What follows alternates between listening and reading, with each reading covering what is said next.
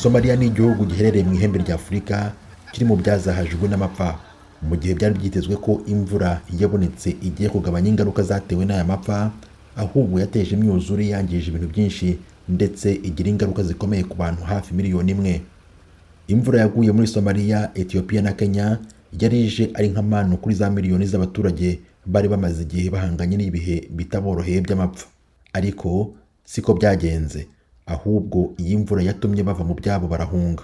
Umuturage witwa Abdurrahman al-Sheikh uri mu bagera ku 900 bahise bagirwaho ingaruka n'iyi myuzure yagize ati, ndeba nk'ibi bintu, amazi yuzuriranya ahantu hose mu nzu yanjye. Uretse al-Sheikh wavuganye n'ibiro ntaramakuru by'Abanyamerika AP, Kias Axmed Falax nawe yumvikanye avuga ko ibintu byose bari bafite byarengewe n'amazi, harimo ibiryo, imyenda, ku buryo nta kintu basigaranye.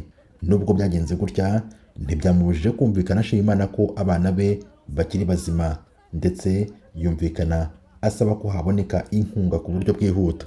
Ku cyicaro cya ONU mu mujyi wa New York uyu munsi ku wa kane hateganijwe igikorwa cyo gukusanya inkunga yo gufasha abaturage bagera kuri miliyoni 32. Abo nabo mu bihugu bya Ethiopia, Kenya na Somaliya bagezweho ingaruka n'imyuzure n'amapfa.